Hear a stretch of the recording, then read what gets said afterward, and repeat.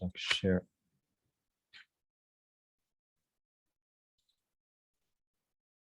All right. Maybe wait 2 more minutes. Mm-hmm.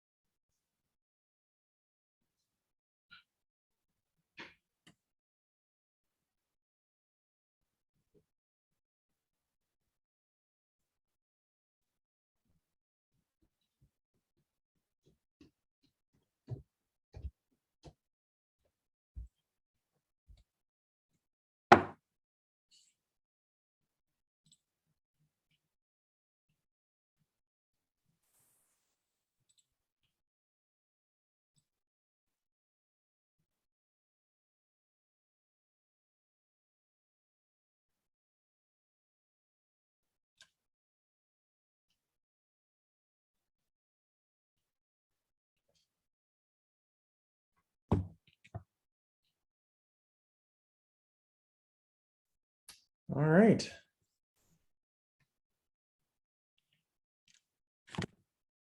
Guess we're ready to get the party started. We are.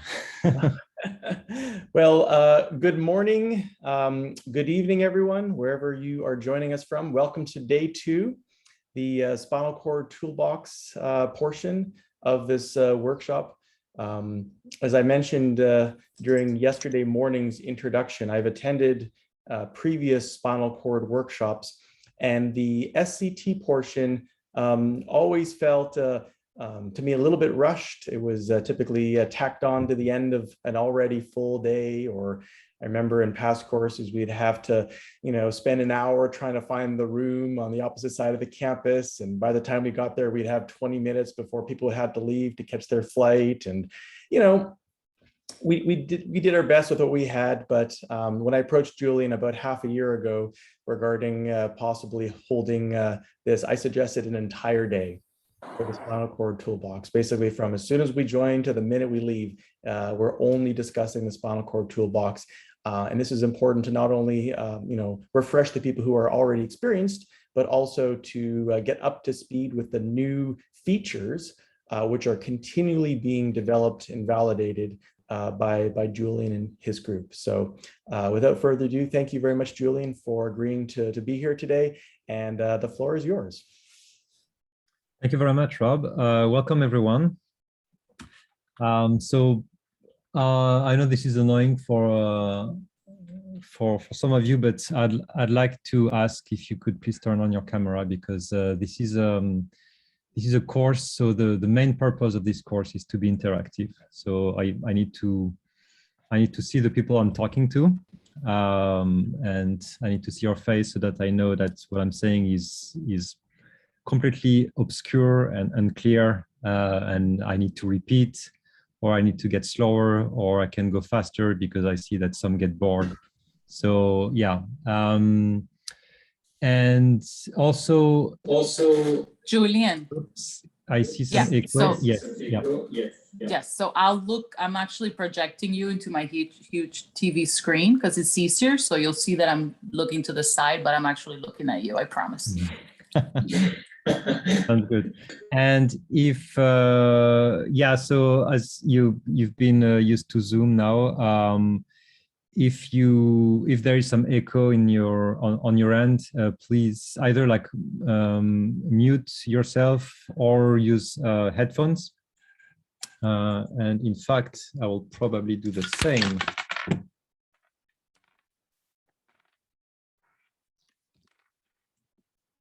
So yeah, so as I said, this needs to be interactive. So feel free to interrupt me at any time. Raise your hand. I will see you. I have like the matrix of the Zoom panels in my other screen. So yeah, feel free to interrupt me at any time. I'm basically here for you, and I'm gonna spend my day with you in order to transfer some of the knowledge that we've been acquiring for the past couple of years in the Spinal Toolbox software. So yeah, it's most efficient if you're not shy asking some of the questions you might have. There is absolutely no dummy question at all. You can ask anything about how to open a terminal window, to why are we using the scene nonlinear transformation as opposed to the B-spline scene transformation. So questions could range from like any spectrum, any domains. So you're more than welcome to ask any question you'd like at any time.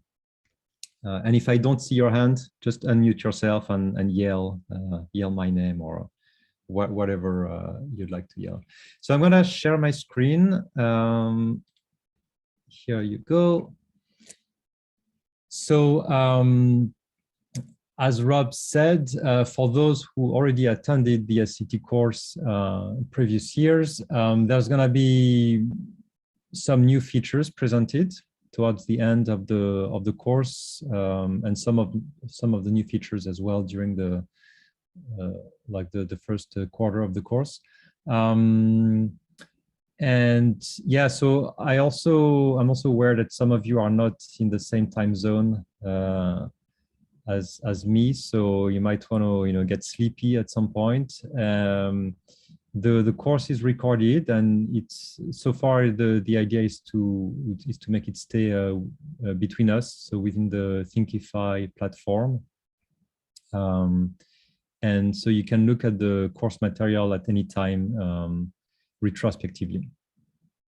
So I hope that's going to be useful for you. So what we're going to do today is go briefly through the rationale of this software, how to install it. And then we're going to go through some of the main features. So segmentation of the spinal cord, registration to the template, gray matter segmentation, atlas-based analysis. We're going to talk about diffusion weighted MRI. We've added a specific topic here, functional MRI. And some of the cool features that could be useful in your research. We've also added an explicit section here about analysis pipelines, and some recommendations from our group to run batch processing across hundreds of subjects, and importantly to keep track of the manual corrections and to reuse some of the manual corrections that you might need to do after running the pipeline the first time. So we're gonna do a live demo together. And at the end, we're gonna talk about some of the current features that are being developed and that will soon be available in SCT. Okay, so, and also the format of the course is that for each of this section, I'm gonna talk a little bit about theory, background, and then we're gonna do a hands-on together. So that's why I asked you to install SCT.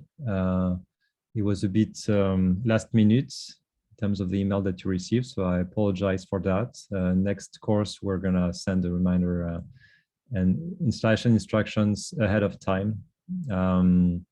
But if you experience any issue, please contact any of us. And also, I almost forgot to present the rest of the team who is with me today. So we have Sandrine. Hi. Right there. Raise your hand. Hello, Sandrine Bédard. There is also Just going to go through the matrix. Alexandru Foyas. Hi. Daniel Pape.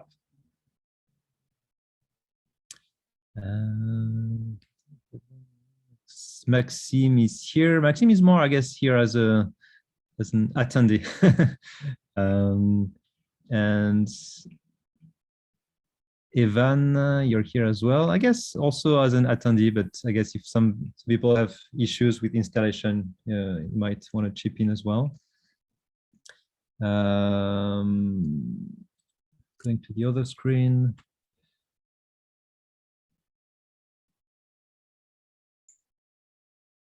Joshua Newton is here as well.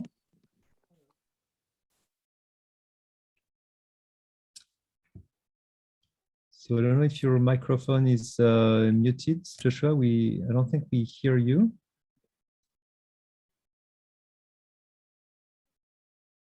Okay.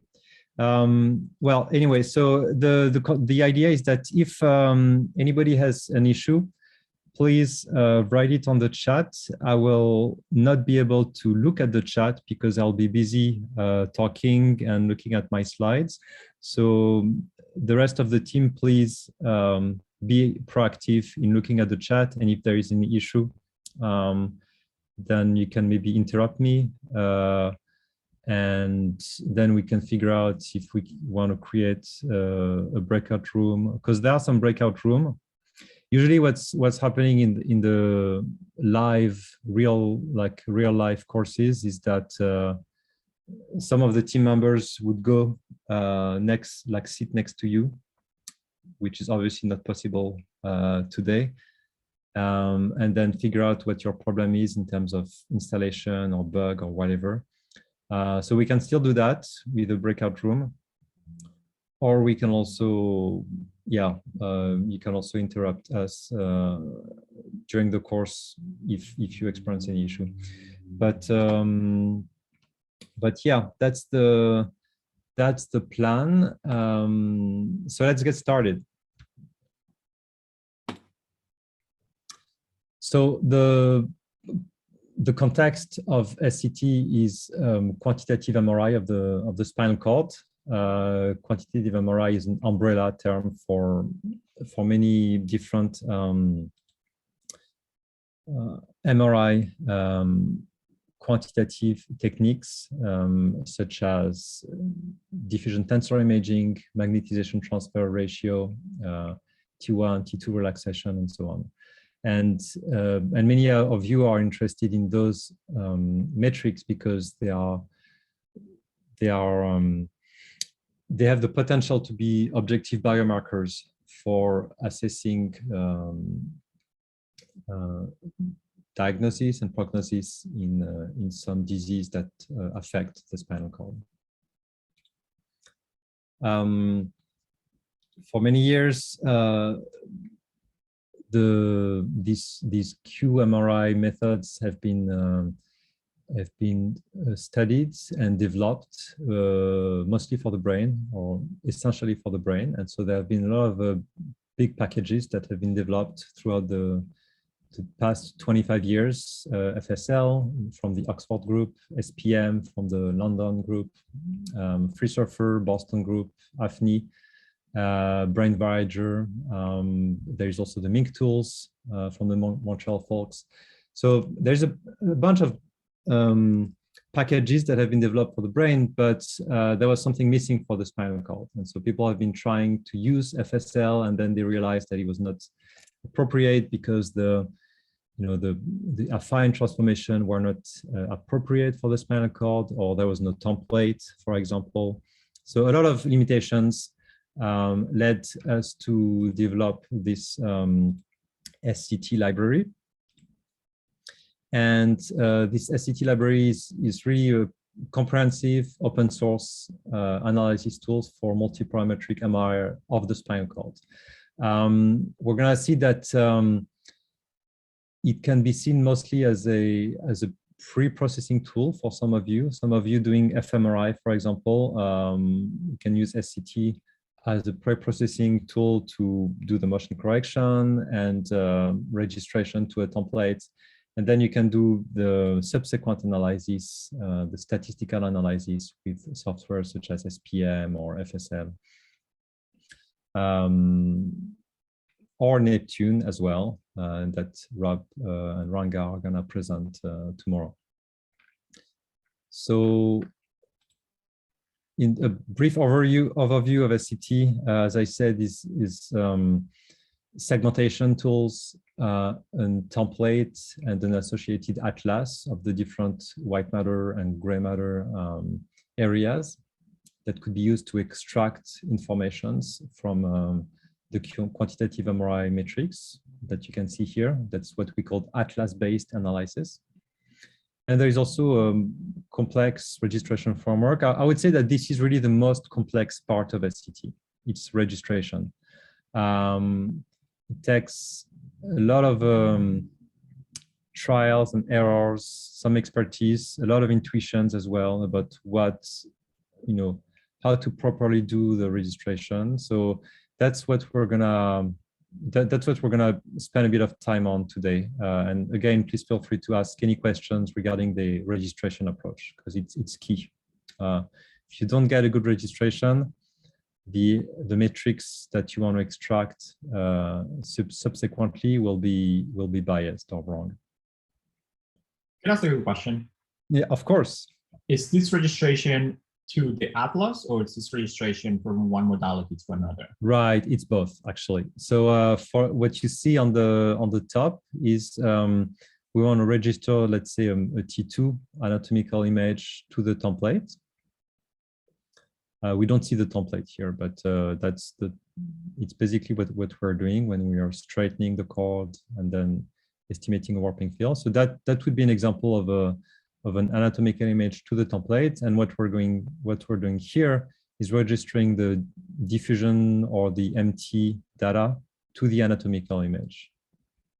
So that's an intermodality example of registration. But the reason we do this intermodality registration is ultimately down the line to register it to the template so that we have the atlas information that is in the space of the QMRI metric. And I guess Can you use this? Oh, sorry. No, so sorry. Please, are there any choices in the atlas we can use, for example, based on age groups, or it's just a single atlas? Right. So yeah, that's a great question. So currently, the official default template is an adult template based on 50 individuals. There are some initiatives for developing other templates. So we've been talking with a group at Vanderbilt. They generated a template, a pediatric template from 266 individuals. So this is going to be integrated in SCT, or like available in SCT as a template to register pediatric data. We've also been talking with a group of Mohamed Feroz at Thomas Jefferson University in Philadelphia. They're also developing different age group template of the spinal cord. And there is also non-human template initiative. So I think, yeah, so we're looking currently into making a dog spinal cord template, and there might be also a mouse template as well. But yeah, I mean, the sky is the limit, basically, or like the number of species on the planet is the limit. Yeah, and I think there was also another question somewhere. Yeah, from me. So can you also use the same framework and just SCT in general to co-register histology with the MRI image if you do postmortem imaging and then subsequent histological sectioning? Right. So we could, yeah, so there is something there. So if you go to the SCT, oh, maybe pipeline, maybe there's a template. So if you search template. Oh yeah, there's also an initiative for a 70 template done with a group in Marseille. And so Alex, your question was more about ex vivo. So there is also an ex vivo template that was done with by Charlet Gros with folks from Melbourne, University of Queensland, actually. And so that's the template, the ex vivo template, that is also available in SCT, or if it's not available now, it will be soon. So if there is an urgent need to have it available with all the different motor tracks from the template, let us know, and then we'll increase the priority level to make it available in SCT. Awesome, thank you.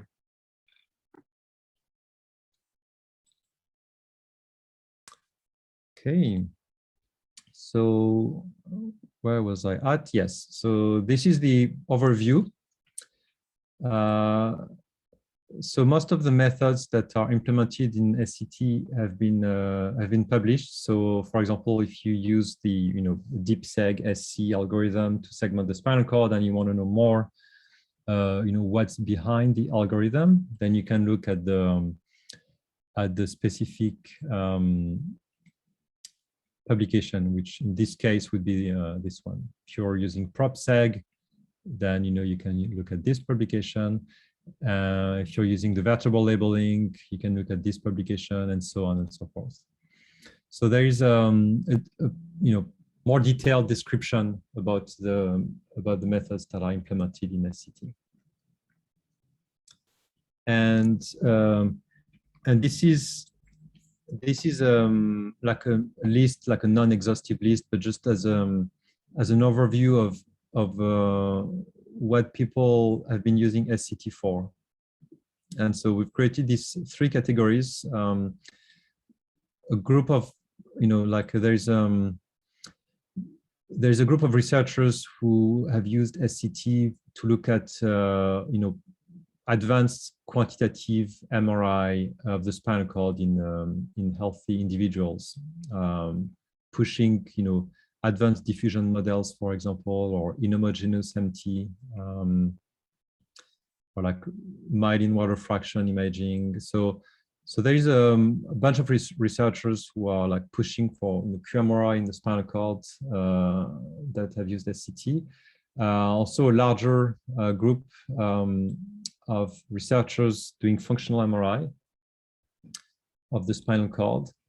And also there's a lot of applications in different diseases where SCT was used. And so most of the diseases, I would say, that have been where SCT has been applied include MS, spinal cord injury. I would say these are the two big applications.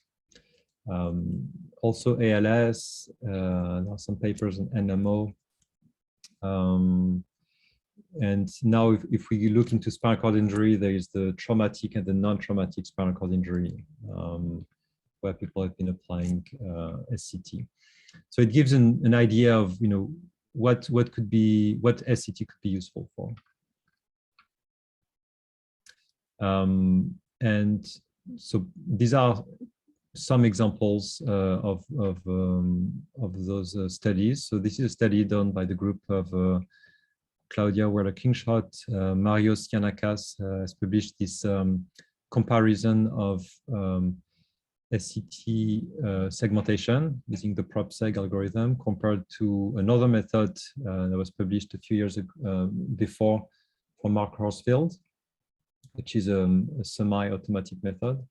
And basically this study shows the robustness and reproducibility of SCT segmentation for applied in different groups of MS patients. There's also this study which is starting to be pretty old now, even though it's only 5 years. But it was the first attempt to do a multi-site, multi-vendor study of spinal cord quantitative MRI. So it started with 3 groups, one in London, Vanderbilt, and Montreal. And it was really I think one of the first example of a fully automated analysis pipeline across different sites. And for those who attended the meeting yesterday, I presented I would say an upgraded version of a multi-center study with 42 centers and 267 participants. So things have been, much improved in terms of the number of metrics, number of participants, but really this kind of set the basis for group and automated analysis. We're also very proud of this study. It was a pretty intense, complex study on MS. So I think like 8 different groups were involved in sharing data from MS patients. So this is also a multi-center study where MS patients were recruited, their lesions were segmented manually and also with the automated. Hi, who is speaking here? Hello? Ah, okay, I think there was another question. All right, so I'll continue. So the lesions were segmented and then all the participants were, the images from all the participants were registered to the PAM50 template. And that enabled us to then obtain a probabilistic mapping of MS lesion distribution in the human cervical spinal cord. So having a single referential system, the PAM50 template, we can then register, all the data together within the same referential system, and then look at the distribution of pathology, and that could help, understand if there are some particular signature of sub-phenotypes of MS, such as, primary progressive versus secondary progressive MS. Are the lesions distributed in the same way, with the same intensity, and so on and so forth.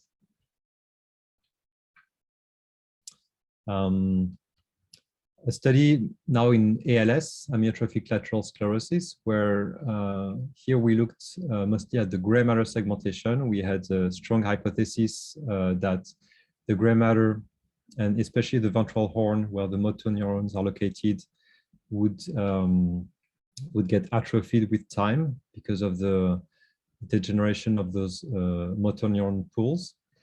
And what we showed is that instead of looking at the atrophy of the entire spinal cord, if we look at the atrophy of the gray matter, then we get a better sensitivity to detect ALS patients at an early stage compared to healthy individuals.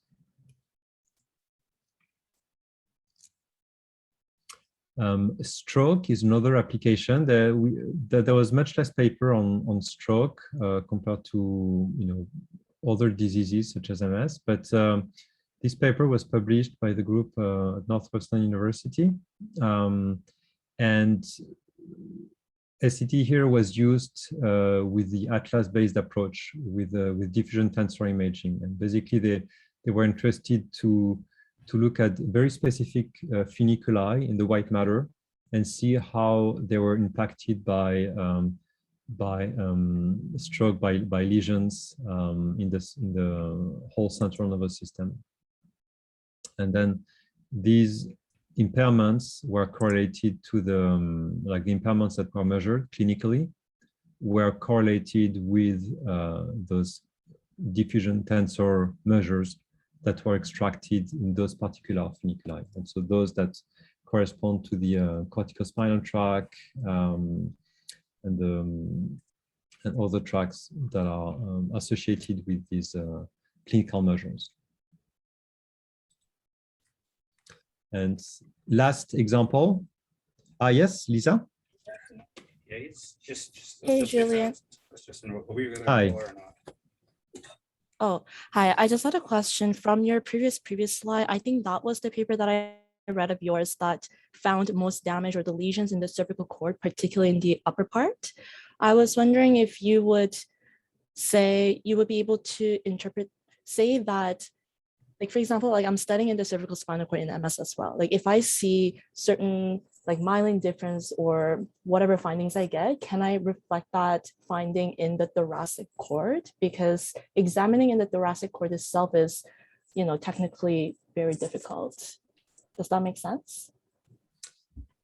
So you're asking if you can report the like alteration of the MRI matrix in the cervical cord to the lumbar cord? Or I'm not sure I completely understood. Sorry. Have you found in the past that when you find a lot of damage in the upper cervical cord, does that usually reflect in the lower down in the spinal cord, or is it just in the upper cord focally? Right. So as you probably know better than me, it's not just in the upper cord.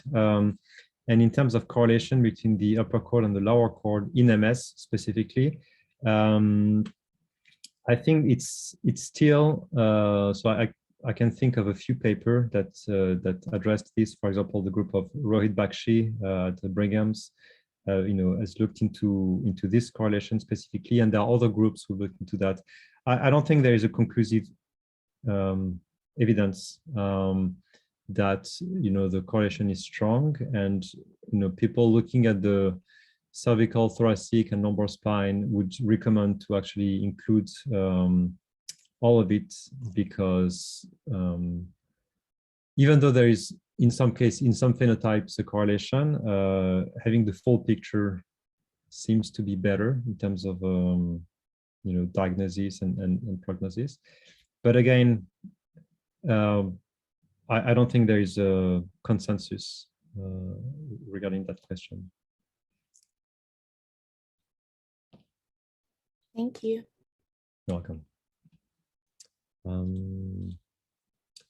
Okay, so yeah, so that's the last example of application of SCT in pain studies. So this was done by the group of Marco Loggia at MGH, and he was actually looking at PET, which is not MRI, so it's another modality, but SCT was used. Was applied on PET data to extract the SUV values, so the intake of the radio tracer at particular location in the spinal cord. And SCT was used, so we were able to basically get an information of the vertebral level and so on, because the MMR was used, which is a PET MR scanner. So we could have the MR, anatomical MR information, as well as the PET information. So those two modalities were used concomitantly to then have a precise location of where the spine is, where the spinal cord is, where those different tissues are, to compute like a marker of neuroinflammation in people with lumbar radiculopathy. Okay, so that gives a bit of an overview of the different applications. Now let's talk about the software itself, some of the technical details. Maybe are there any questions so far? I guess I just have one more that's kind of related to my previous one. So yes, Alex, yeah. Can you use the same registration pipeline to, instead of register an MRI image to the atlas, if you have a histological section, can you use it to register the MRI image to the histological section at the same level? Or would I have to do that elsewhere, I guess? So the registration pipeline takes NIfTY as inputs and it outputs NIfTY, which is a file format. So as long as you convert your microscopy images to a NIfTY format, which is totally doable, that's what we do with our microscopy data. then you could use the registration pipeline.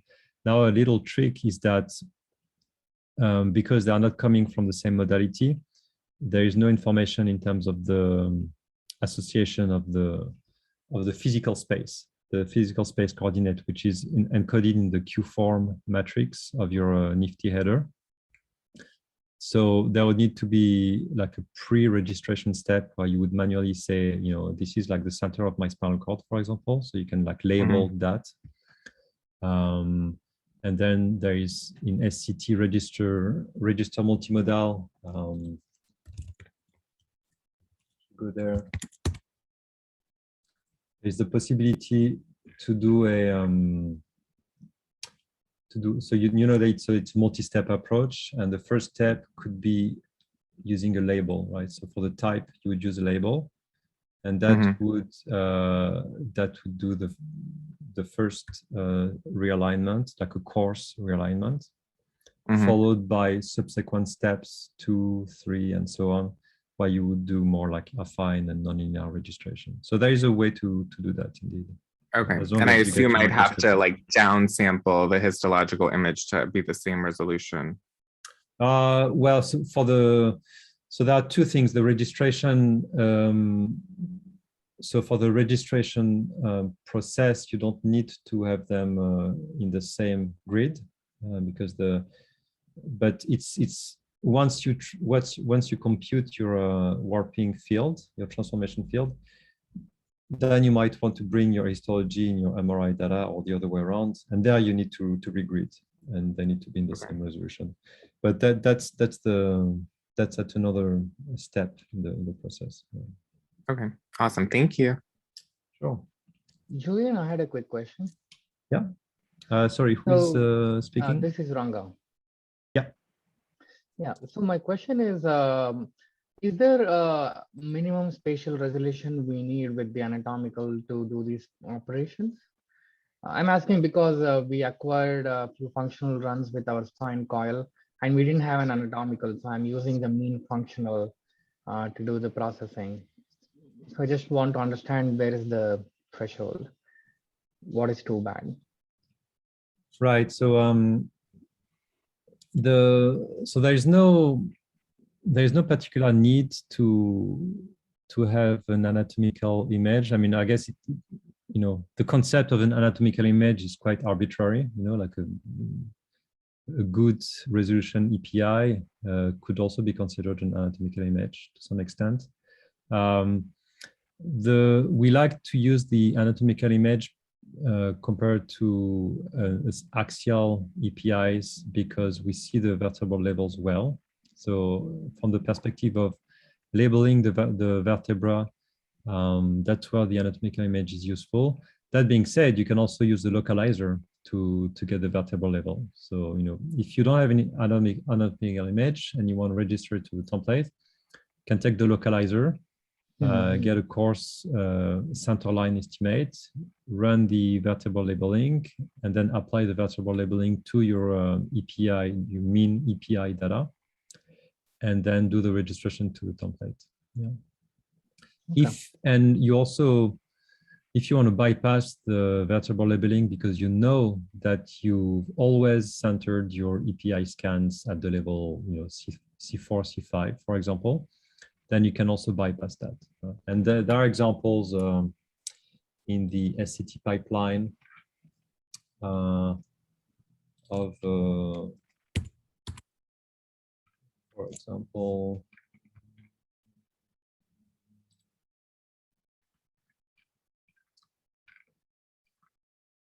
manual labeling,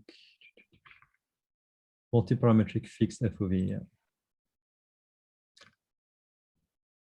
So that's a processing pipeline where the FOV, so the field of view, is systematically centered at a particular disc or mid-vertebral level, right? So if you know that your data have always been, acquired, like centered there, then you don't need to do a vertebral labeling, right? Yeah. So there are, it's like this saying, there are like the different ways to go to Rome. It's a bit of the same with the analysis pipelines. There are many ways you can achieve one goal, which is why this understanding the different functionalities and having developing good intuitions is key. There's no one recipe for doing this, and that's why there are this course today. That's why it's important to ask questions. There is also a forum where you can ask questions and discuss with the team. Yeah. Okay. Yeah. Thank you. You're welcome. So coming back to the technical details, so SCT is, I would say, we're comfortable distributing this within the macOS and Linux environments. We are less comfortable distributing this within the Windows environments, even though it still works in most cases. But it's a bit tricky to install SCT on a Windows environment because it requires, either WSL or WSL2, or in some cases Docker.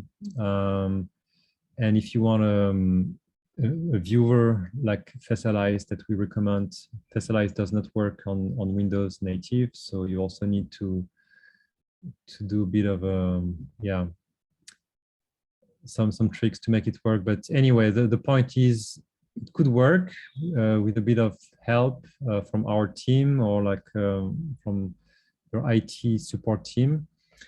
And if you have access to a macOS or a Linux, we strongly recommend to use that instead of Windows. So yeah, and it's primarily been programmed with Python. And we also have some routines that use C++ code with ITK libraries. There's an extensive testing of SCT. Just to give you an idea of how this works, basically, every time the code is updated, there's basically we install SCT and then we look at the stability of the software across all these different environments and also different Linux distributions. So to make sure that if there is an update in a Python library or in an OS, then SCT will still provide the same results. So yeah, I think that's about it. Any questions so far? I don't have a question, Julian, but just a comment. The image showed a while ago regarding the PET uptake. I was just going to say that I'm actually working on a paper right now where I'm using the Spinal Cord Toolbox, my first SCT paper, but I'm actually using that function SCT concat transfo, I think, that was depreciated and then brought back again. So that was a very useful function for me because I figured out the warping of the MR images to the template, and then I applied that same warping field to the PBR28 data sets for the SUVs. So that was really it was very well used in this project. That's very cool. Thanks for sharing that, Rob. It's exciting. Okay, installation. So so how many of you have not installed SCT yet? Show me your hands. Okay, 1, 2. Yeah, for those who just joined, if you could please turn on your camera, that would be great, because it's like the more interaction there is, the more efficient the course will be. Okay, so maybe those who have not installed SCT, we're gonna go briefly through the installation setup, and if you're having any issues, feel free to maybe type it on the chat, okay? And then members of the SCT team will reach out to you, maybe create a breakout room, and basically guide you through the installation step, right? So in the interest of time, during this SCT course, there will be a green or a red sticker that's going to be at the top right of the slide. If it's a green sticker, it's something we'll do together.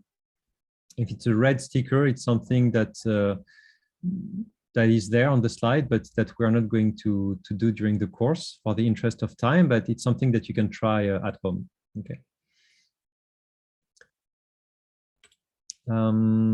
So SCT display is optimized for a terminal window that is, large enough to see all the text. So our recommendation is to have it with 100 characters large. So if you have a Mac OS, for example, you can actually, let me open a new terminal. So basically you go there, you click on terminal, and that opens up a terminal window.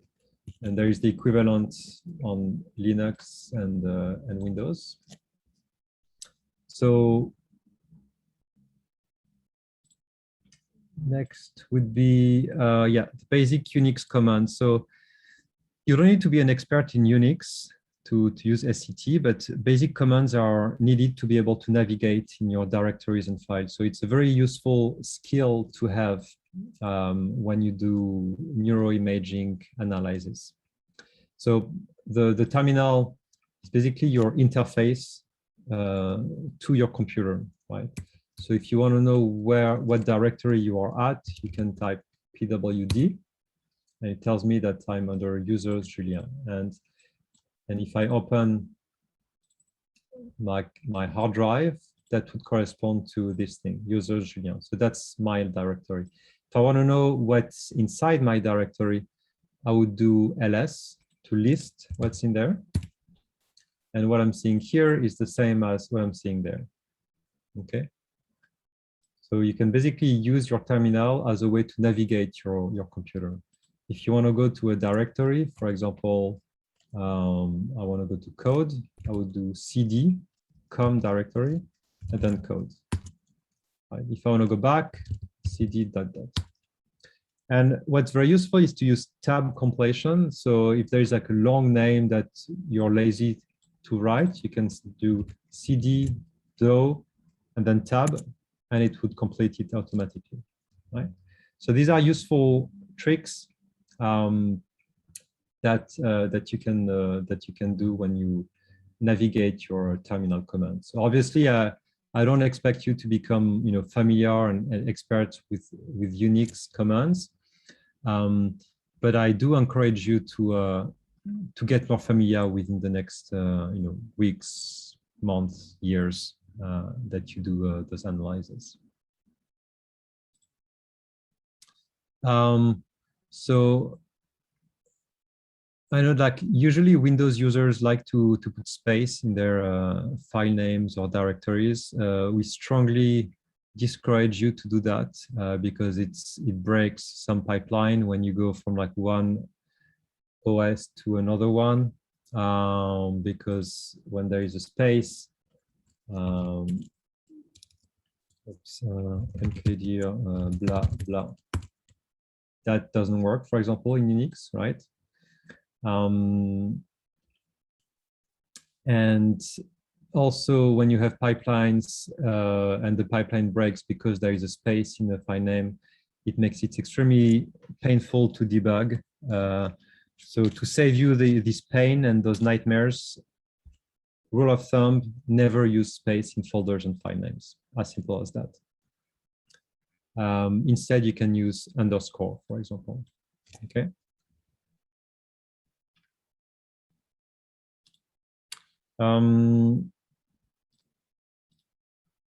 So to view images, you can use any available Nifty viewer. So Nifty is the format of the file that we are using. And SCT is particularly adapted to Facialize, which is a software that comes from the FSL group.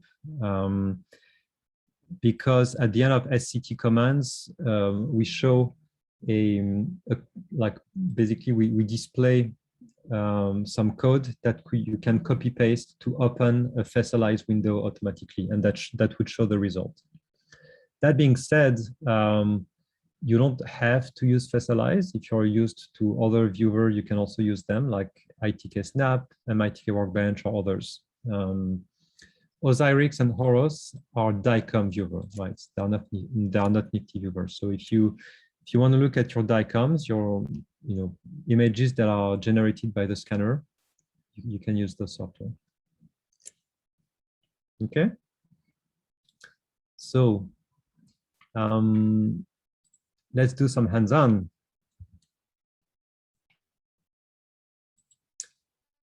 Installation of SCT would be depending on your distribution. So if you're on Linux or Mac OS, then you can click on the link, and then so this is the SCT website. If you want to copy some of the commands, you can use this little icon here, copy, and then you can just do Command V, paste. Okay. So this is installed, so we don't need to do that. And then installation option. Yes. Who is speaking? Yes, quick question. So for FSL eyes, do you recommend installing the whole, because I don't use FSL, I use SPM. So should I do the whole FSL and then, or should I do the standalone, which says that it's no longer updated? What do you suggest? The one that is not updated. You're talking about. So are you talking about the Windows installation? No, I'm actually installing it on a personal Mac. And so you were talking about FSL eyes, and I saw that email. But as I'm going there, it says I have the option of installing it as part of FSL, which is what they recommend, or installing from Conda Forge, from PyPy or PyP, or standalone. But it says the standalone build is no longer updated, so I'm not sure if I should just go ahead. Yeah, there you go. That's what I'm. Yeah. Right. So yeah, we've had that discussion recently because some participants were having issues installing this with Conda. So I think our recommendation, and Joshua can second me on that, or maybe chip in. We do recommend to use Mini Conda, this one, and not Anaconda. And once Mini Conda is installed, then you can do a Conda install. You can basically run this command, and it should install Facialize seamlessly. I know, Joshua, do you have anything to add to that?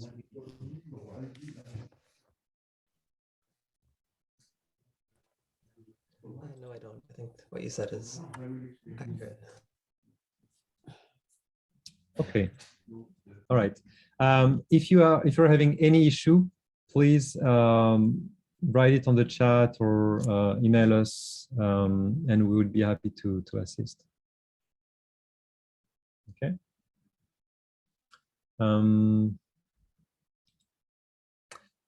Okay, so coming back to the installation part, over there. Yeah. So install from package is what we recommend. So the latest version is 5.4. So if you go to the latest release, you can basically download the source code. So you can click there, download it on your desktop, for example. And it's on the desktop. So you can double click to unpack it. And then you want to go inside this folder, right? So you can do this with a terminal. So you need to go to your desktop, or if you're on Linux or Windows, that would be a different location. And then I can do CD spinal cord tab, and everything is written automatically. Enter. And if I want to list what's in there, I can see that these are all the files that are contained in this folder. Okay. And next step is to run install SCT. Okay, so you can copy this and then paste, enter, and then it will ask if you agree with sending some bug reports. So you can say yes or no. I want to send some bug reports.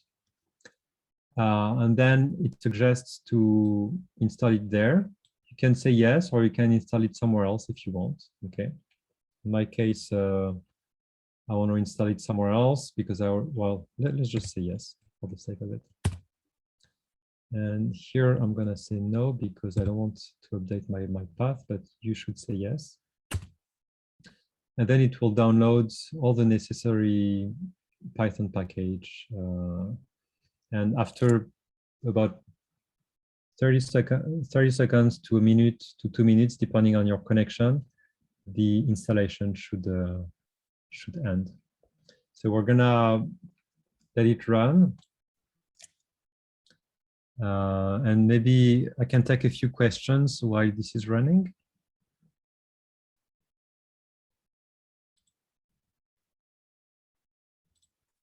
Yeah, there was a question on the chat. Okay, thank you. If I don't update to 5.4, right? No, I think you can use 5.3 for today's lecture. There's not a big, not many changes. Yeah, There may be some new features that will be missing. But yeah, that's right. Yeah, maybe some new features that could be missing. So if you want to access those features, in fact, if you're asking, what would be the difference between 5.3 and 5.4? We can look at the changelog here. The changelog shows what are the new features compared to, wow, that's quite a lot actually. Geez, compared to 5.3. Okay.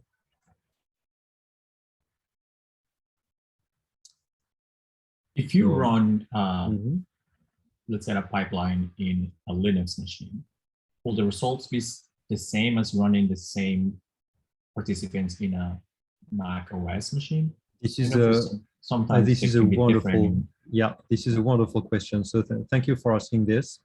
So the answer is at the 12th decimal, the results would be the same. And in fact, we do test for it.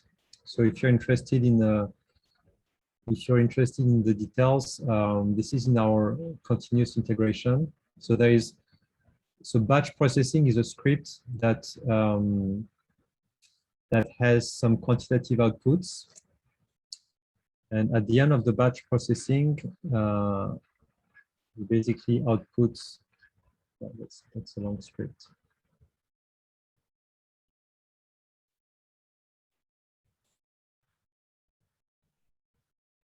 Okay.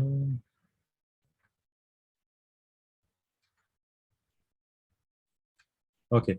At the end of the batch processing, we compute some of the popular metrics, such as cross-sectional area at C2, C3, or magnetism transfer ratio in the white matter, FA from DTI in the cortical spinal tract. And so those numbers here are then validated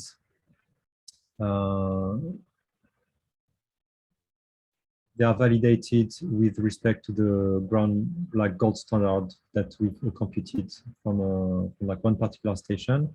And this test is run, I can tell you actually for what OS this test is run.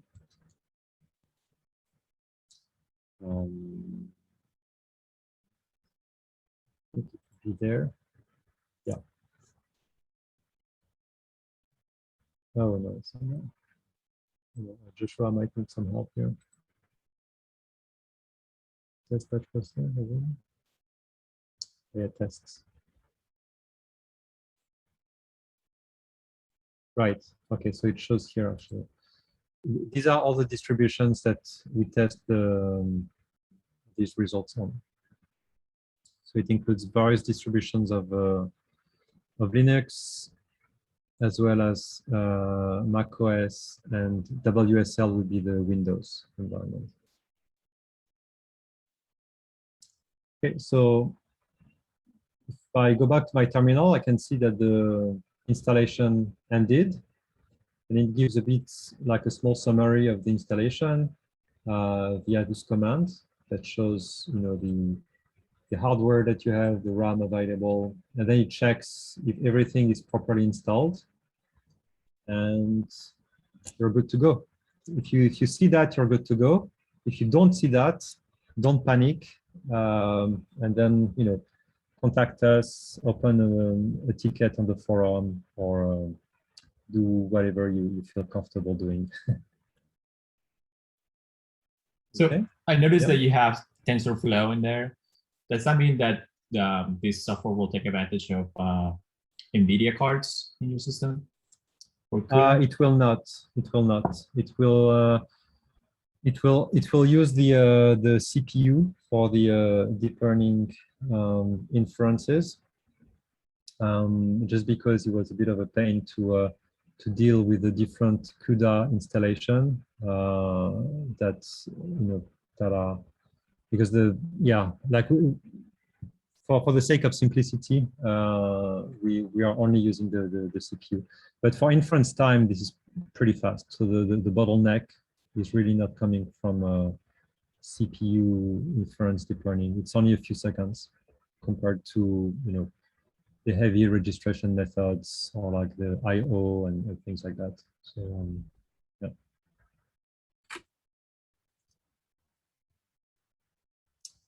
Okay, any questions so far? Hey, Julian, I'm so sorry. Okay, if I have 5.3.0 installed, what was there like a simple command line that I can upgrade to 5.4? You want to upgrade to 5.4, there is no simple command, but you would need to do what I just did, which is to basically, you know, reinstall like download the code and then run SCT install. Okay. Yeah. We do this so that because some users like to have different versions installed on their laptop, because, for example, if you do a study, if you start analyzing data with a specific version of SCT, you might want to finish the installation, the processing on this particular data set. So it helps to isolate different versions on your own laptop. Yeah.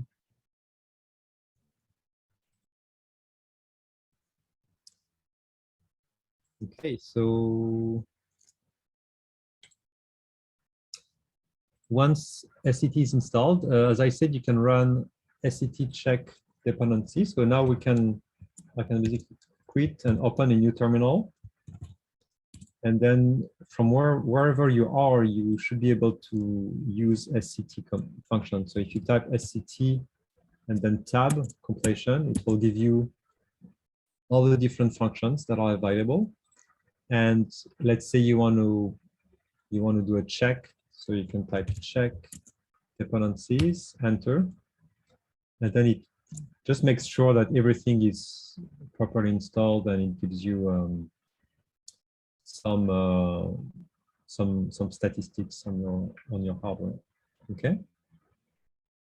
If you want to get help, like to see the usage of a particular function, you can use the flag -h, for example, SCT, deepseg, GM, -h. It tells me what's the input, what are the optional arguments, and so on. Okay.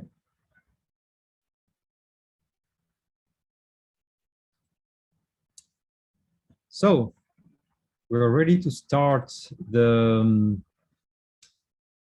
course. So we're going to download some data. So we put together an example data set of spinal cord MRI. So let's download this. So you can download it wherever you want. I'm just gonna download it on my home directory. So to go to your home directory, you can type cd tilde. And then we're gonna get this command here and paste it there. Right, so the problem is that because it's a PDF, it did cut. Yeah, so that's a bit complicated. Right, it added a space here, so I need to remove the space. Is everybody able to run that command? Or if you can't, you can also use the wget command. If you don't have Chrome. Stuff in the chat.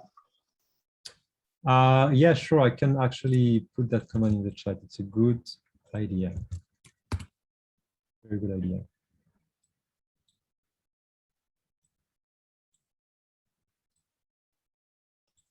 Sorry for us other users. Could you post the wget? Yep, absolutely. Thank you. And I will fix the added space. It should be good. Yeah.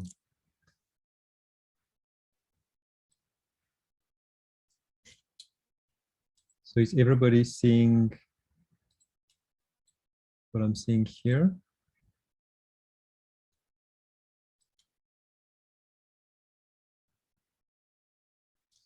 The only nice thing with Zoom is that I know that if you're there, then you have an internet connection.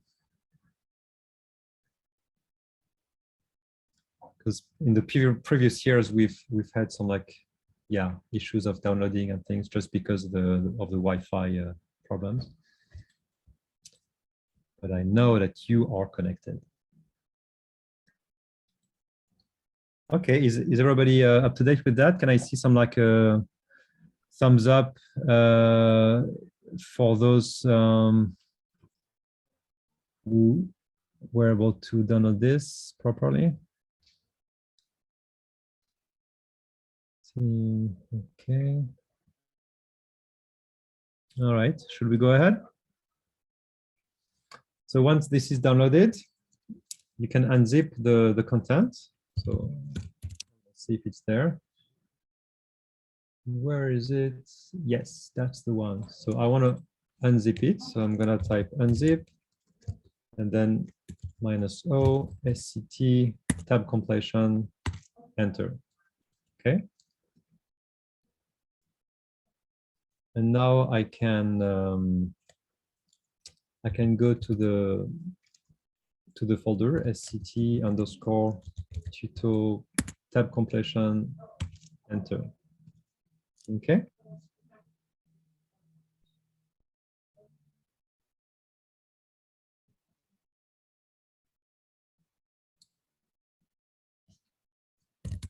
That's what I see in my folder.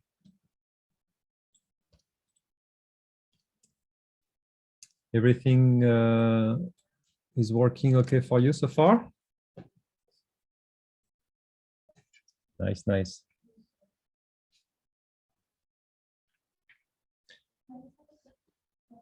Or maybe if it's not okay, you can use, what emoji can we use? What do we have for emojis?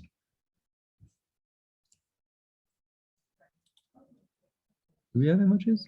I don't see the emojis. Anyway, do whatever emoji you feel appropriate if it's not working for you. Or just write on the chat. Okay. Okay, I'll assume that this is okay. Good. So next step is the single subject. So all the commands that we are going to run in this course are listed in the file batch single subject.sh, which is present in the folder single subject. Okay.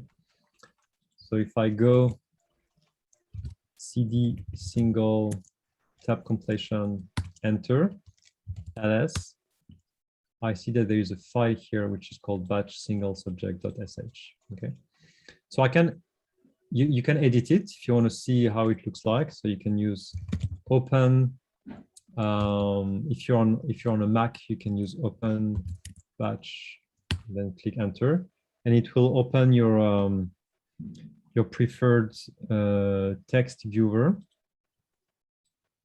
In my case, it's Atom. Okay, so I can see the file here. I'm gonna close it. You can also open this file on your web browser because this file is on GitHub. So if I click on it, then I can see it here. Okay, I'm gonna put this link on the chat window so everybody can click on it. And Julian. Yes. I do have a question. I'm just wondering why everything is in this sort of funny format and not something like bids. I spent a bit of time reformatting some of my data recently. I was just wondering, is it going to be updated in the future or? For the single subject? Yeah. Right, so the single subject is not in bits format because we want to demonstrate that SCT also works in non-bits format. But if you look at the multi-subject, we bitsified it.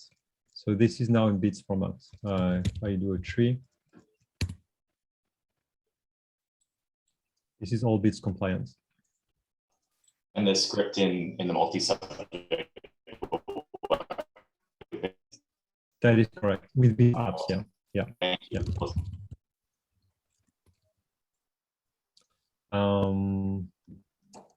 So I have this script open here, okay, on my Safari. So what I'm gonna do is follow this script from this window on the bottom left. So you don't need to bother with that. This is just like some commands that are like shell commands to be able to run that script entirely. But what we're gonna do is not run this script entirely, but we're gonna copy paste those commands sequentially, and then interpret the results. Because our goal here is not to do a blinded automated analysis, but to understand what is actually behind each of these commands. Okay. So let's go to the next step. Some words about quality control. So many commands in this course will allow you to visualize output images using a web interface called quality control for SCT. And these QC reports will allow you to quickly assess the quality of the segmentation or registration or things like that. Okay, so we're gonna do that together when we have our first processing. Okay. Any questions so far?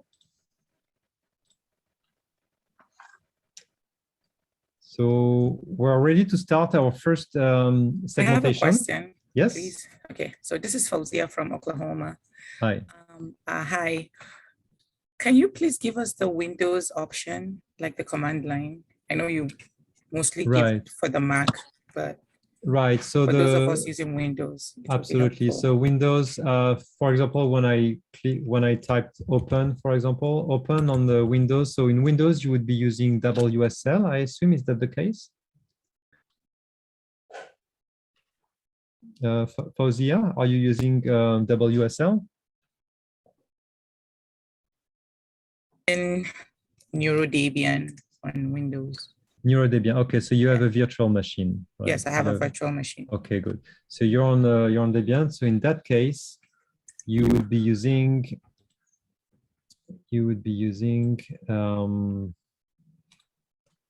Joshua, is that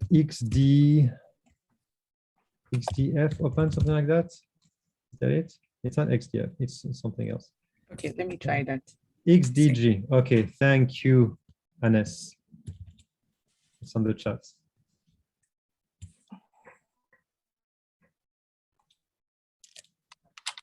Is that working for you, Fozia?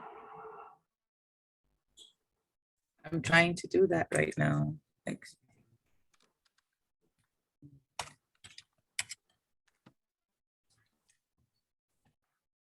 Yes, it worked. Okay, great. Thank you. You're welcome. Okay, so now we'll learn how to segment the spinal cord contour. So a bit of quick theory behind spinal cord segmentation in SCT.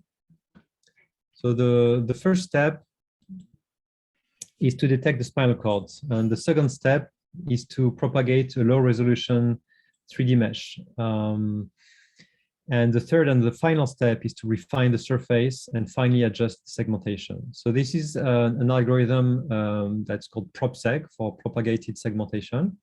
And that's really the first segmentation method that has been included in SCT. And some people still use it. We still use it sometimes. It's useful to use in like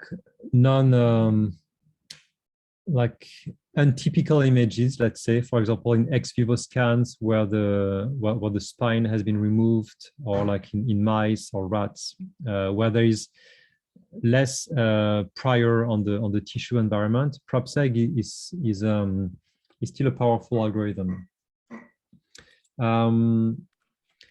And so the way it works is that there is first a detection of the spinal cord center line, which is done with the optic algorithm that was developed by Charles Gros.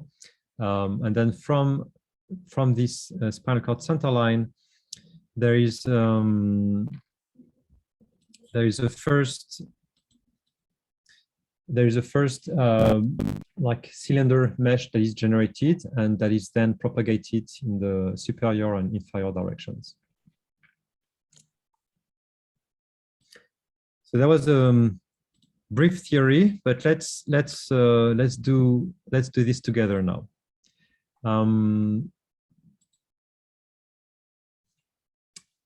So the first question to ask if you want to use PropSeg is what contrast you're dealing with.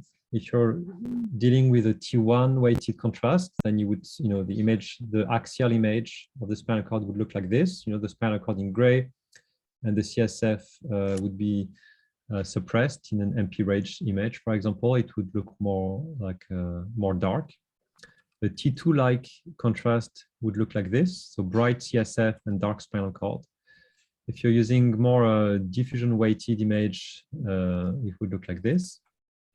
Whereas the T2 star image would look like this. So it's similar to the T2, but we can see the gray matter inside. Okay.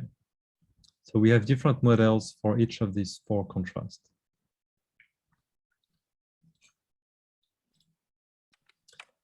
So let's do this. Go to your terminal. And then you want to go to the T2 contrast. So we're going to do CD data /T2. Okay, so now we are in the T2 folder. We can do ls to see what's in there. Okay, so we can see our image.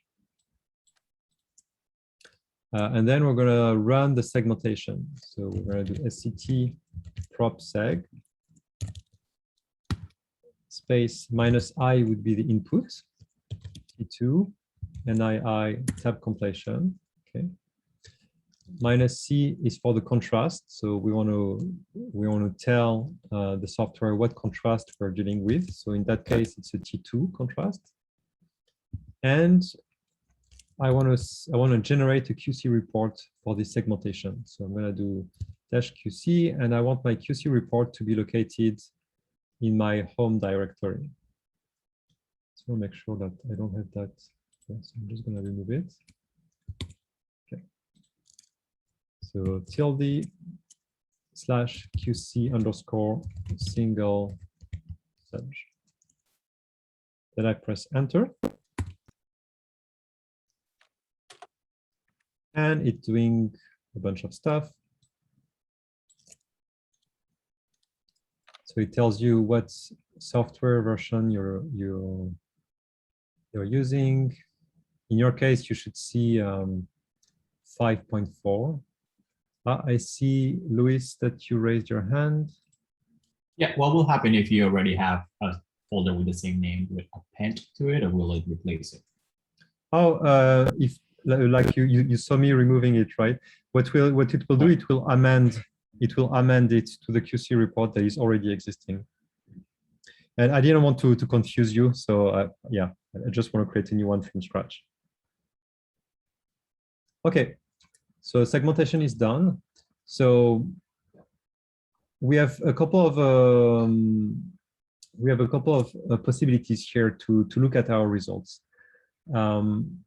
First, we can open the image. So I mentioned before that we output a facialize command to be able to load the image and the segmentation. So that is right here, right? So if you simply double click there or just select this, then you can copy and paste, enter.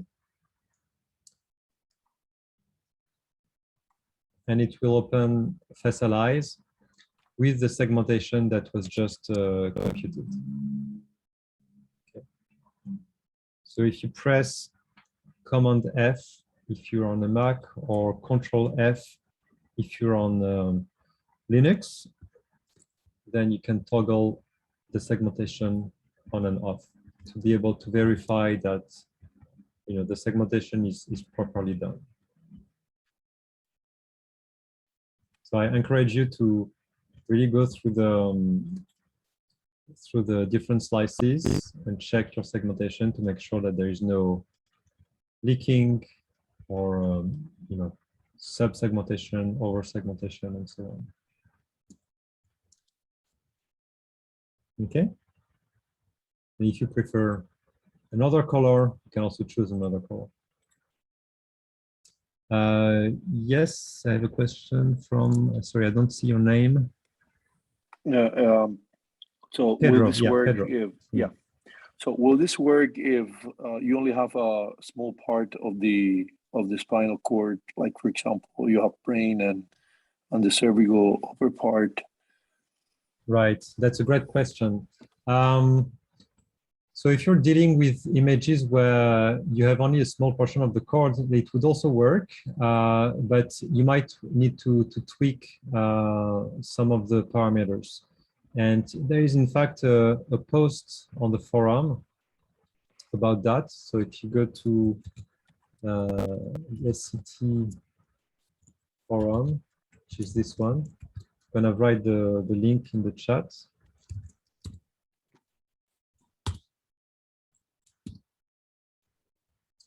And if you search for, I think, brain CSA, I might find it.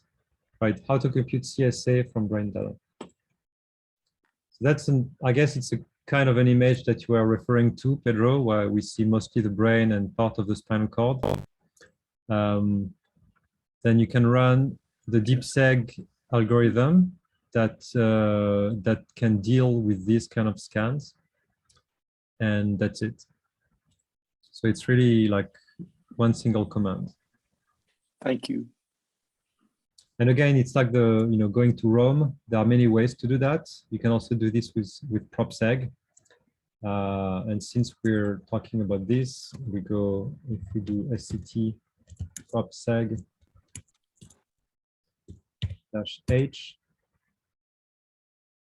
you see that there is a lot of flags and options that you can tweak. So we won't go into the details of all those commands, but if you want to use PropSeg, then you can initialize, for example, the propagation, right? So if you know that you want to initialize your propagation at the lower part of your image, then you would say, you know, dash init, and then, you know, 10, for example, for the 10, for slice number 10. So it would start the propagation or around here, right? Julian? Yes? Just a quick note that whatever is a good place to take a break in the next 5, 10 minutes or so. Oh yeah, thank you. Thank you. So let's see where we're at. Whatever is like a natural breaking point. Okay, I think we can do the breaking point after two slides. Yeah. Any other question on the on this? I have a question as well. I think I kind of put this up yesterday as well, but is there a reason we need to plan over the brain as well, or can we just plan a bit lower? To plan, you mean when you acquire the images? Yeah, that's right. Right. Yeah. Okay. So in the generic protocol, there is an MPRH that includes the brain because some people like to see the brain. You know, if, like, for example, you know, quantifying, you know, gray matter atrophy in the cortex, looking at lesions, doing free surfer recon, whatever. But if you don't need the brain, don't get the brain. As simple as that. Sure. I'm just sort of I'm setting up a protocol at the moment, and I guess I'm just wondering if I should. We've got an MP2 range that we're going to use for brain additionally, but I'm just wondering if I need it. Okay. If you can, I mean, I guess it really depends what analysis you want to do down the line. If you need to do a proper like surface recon with free surfer, for example, the MP2 range might not be the most ideal contrast for that. But yeah. Thanks. So I'm gonna close. Okay. So we looked at the image. Okay, so if I go back, right. So this was the end of the SCT PropSec command. So we copy paste this to open FSLIs, but you see that there is another command here that is showing the QC report. In fact, I'm thinking that it might be nice to have it in green. So maybe Joshua, could you add a note to have this in green? I think it would be useful. Yeah, I'll so that will open a QC report. And if you're on Windows or Linux, this instead of open, you should have the XD something. Anyway, it should be the appropriate command. So you can just double click there, copy, and then paste it. And it just opens a browser. And on this browser, you see that there is a table here on the left with the file T2 and the function SCT PropSec. So if you click on it, it shows you the axial view of all the different slices that are centered and zoomed on the spinal cord. And if you use your right arrow, you can toggle the overlay on and off. Okay.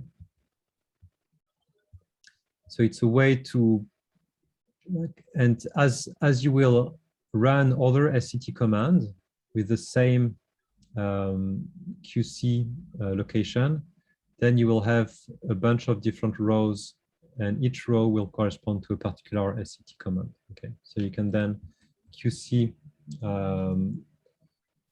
do a QC report for all your commands, and if there is a problem, then you can you can act on it, and we're gonna see later on how we can act on it. Okay. Quick question. Mm-hmm. To what extent, looking at this, I can see that some of these are a little bit outside of the chord. Yeah. Not to jump ahead to like how to act on it, but like to Sure. what extent is this a good QC report? Yeah. And to what extent are we wanting to go back and clean up those Yeah. areas that are outside? So yeah, it's a key question. So short answer is that this is good for me. There is no obvious like leakage of the spinal cord. It's overall well segmented. There are some issues at the top, as you can see, but the thing is, we don't care. I don't care about that. And that brings me to the second consideration, which is what you want to do down the line with the segmentation, right? If you're interested in quantifying cross-sectional area between C2 and C3, then you don't care about those top slices which are in the brainstem. What you care is the slices that are around there that correspond to C2, C3. So yeah, that would be my answer, is that you need to look at your segmentation, ask yourself, what are the slices that matter to you, and what is the level of precision that you want to get. In some cases, obviously, if you have to QC like 5,000 images, then you have more statistical power to allow yourself to have a bit more noise in the quality of the output, right? Thanks. And I think you kind of preemptively answered the question I'm about to ask you. But so when I did the QC check using FSL, but a couple areas jump out as leakage. Of one of them I entered the chat with the voxel numbers. But I'm having a hard time finding that same leakage on the HTML QC report. Oh, I see. Interesting. Both. Interesting. So let me open the FSLIs and look at your voxel. 24, 117, and 103.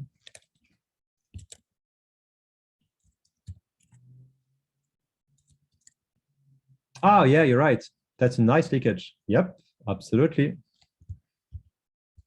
But yeah, that's what so in the HTML, it doesn't jump out at me as much as going through the FSLI. Would you recommend, like I said, doing both? But I guess if you have 5,000 images, it would be really hard to go through each one of them in FSL. Yeah, I guess we do see it here, right?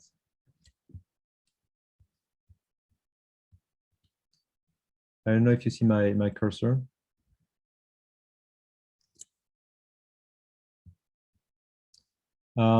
So again, if you have to QC like 5,000 participants, the QC report is extremely useful for a quick overview of all the slices, and that's why we put that together. Because with FSLIs, I mean, it takes longer. It takes longer, but at the end of the day, this is really a matter of preference. You basically have both options, and you can combine those two options. Yeah. Maybe one thing I wanted to add: if you toggle on the QC report between the image with the segmentation and without, it's easier to see the leakage. Also, I found. Yeah, I agree. So, and I think when you're getting used to using the QC report, you really get the tricks and how to see the problems. So that helps too. Maybe a note, Sandrine, is we might want to consider flipping right-left the QC report.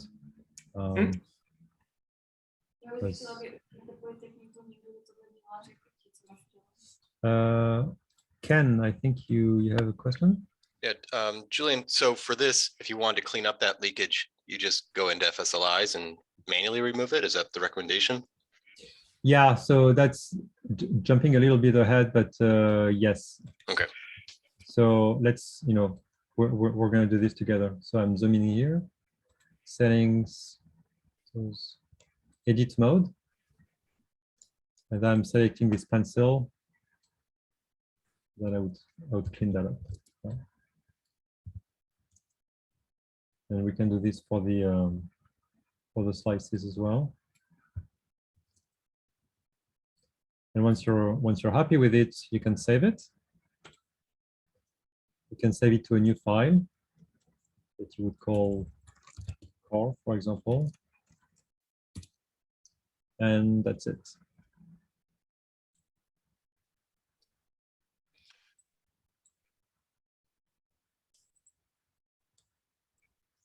I've got a question, another question.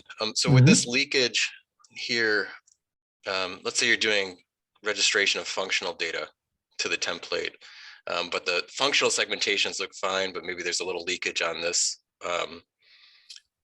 Is that make it as concerning for the functional registration, I guess? So this leakage, I would not consider it concerning, especially if you're using the T2 only as an intermediate stage for the registration to the template. Yeah, if you want to have like a very precise quantification of the some quantitative metrics, let's say if it was a diffusion data instead of the T2 data, and then you would like to extract metrics from your diffusion data at that particular spot where there is a leakage, then you might want to correct it. It really depends what's going to be the purpose of this. Okay, thank you. I think Anne had a question as well. Yeah, kind of on the flip side of leaking, sometimes when I'm doing this, there are sections that it has completely missed, which is rather time consuming and tedious. Yeah. Is there a more automated way of filling that in? Yeah. So that's there are different reasons for the segmentation to be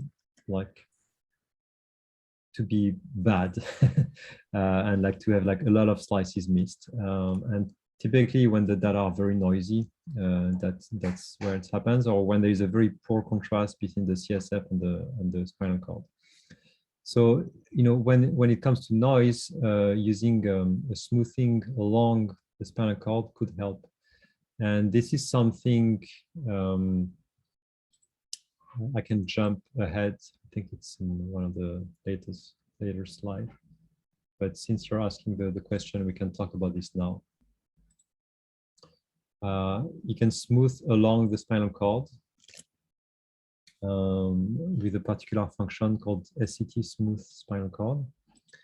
And so the first step would be to get the center line. So you would get a center line of the cord, or even the segmentation that has some holes in it, right? From that holes segmentation, you would get the center line. You would use it to smooth along the spinal cord, and then you could run the segmentation from this smooth spinal cord, right? So instead of doing the segmentation on an image like this, you would run a segmentation on an image like that, which is much more robust.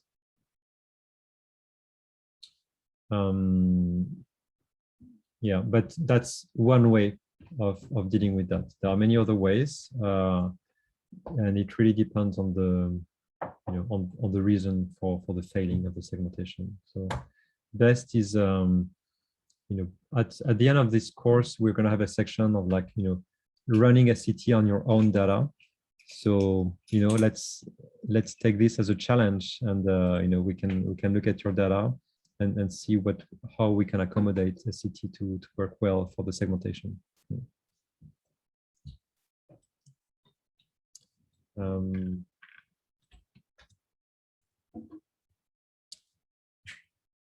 Okay, so I think now is probably a good time for a break. Okay, I'll just stop the recording.